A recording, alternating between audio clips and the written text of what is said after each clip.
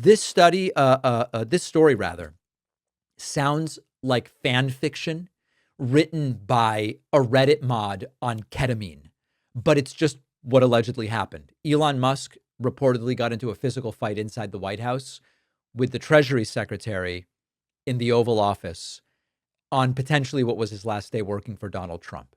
We now have multiple sources, including Stephen Bannon, Axios, the Daily Beast, the New York Times, that Elon Musk shoved Treasury Secretary Scott Bessent during a screaming match about budget cuts. Why?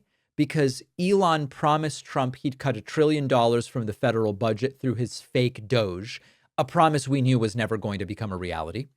And when the dust settled, what he came up with instead of $1 trillion was the claim of $100 billion. Even that number is completely unverifiable. It's a combination of programs canceled under Biden, typos, errors, and confusion.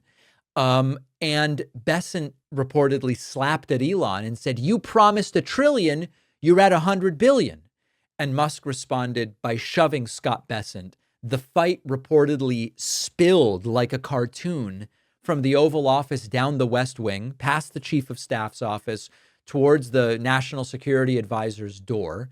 And one witness described it as, quote, two billionaire middle-aged men thinking it was WWE at the White House. Now, Bessent is not actually a billionaire. He's one of these centimillionaires. But what's 500 million between friends? Bessent was reportedly shouting, "F you, F you." Elon was shouting, "I can't hear you, say it louder." It's sort of like teenagers fighting at a mall or something like that. And these are the people in charge of the federal government. This was not Elon Musk's first outburst. A month earlier, he got into it with Marco Rubio during a cabinet meeting over DOGE firings. Trump apparently backed off after that and said to Elon Musk, "You got to cool it." And of course, we now know that Elon Musk is leaving.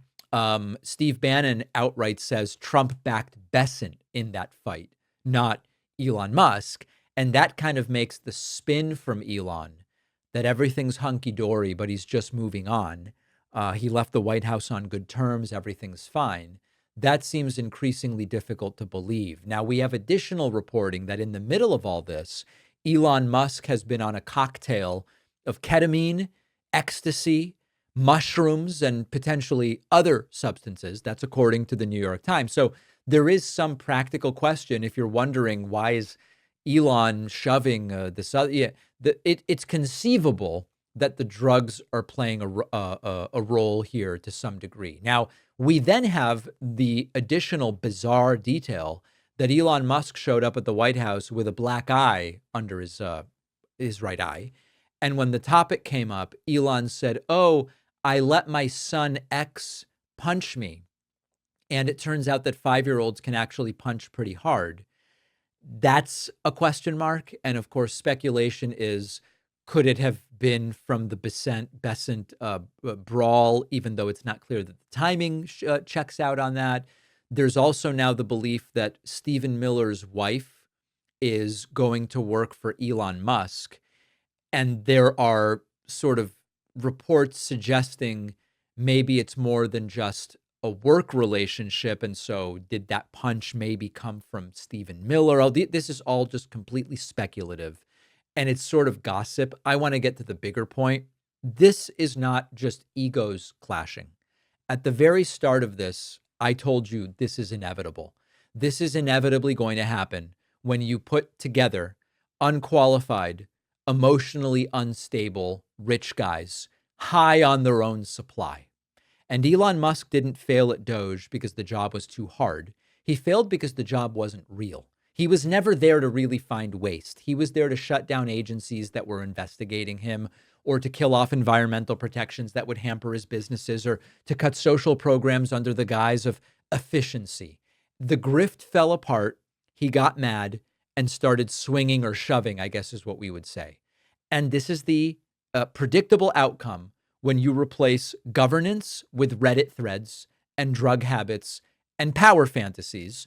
Trump's the guy who put him there, built a government like it's a reality show, and chaos was the feature, and it completely backfired. When they're in charge, they break things, they fail up, and then they start beating the hell out of each other. So I guess Elon's leaving, although Trump says he'll never really be gone. I think 2-3 weeks will let us know where the dust settles. But physical altercations now, beyond belief, except it's all totally predictable. You know, every time we call out Donald Trump's authoritarianism, the right calls it media hysteria. But I want to remind you that Trump admits he's looking for ways to defy the Constitution and maybe even pursue another term. Now, if you don't know the bias behind your news, you might believe, oh, Trump's just teasing us. There's nothing here. Go to ground.news/Pacman and see how media bias influences more than your perception from Trump's policy and ability to understand and undermine constitutional norms. I've been with Ground News for years now because this is what they do. They expose the hidden agendas behind reporting sources and make it easy to compare coverage and understand critical issues.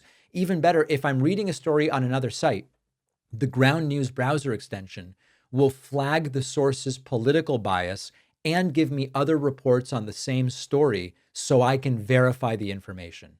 My viewers get 40% off the same unlimited Vantage plan that I use, so you get their top tier plan for just $5 a month. Go to ground.news/Pacman. The link is in the description, or scan the QR code.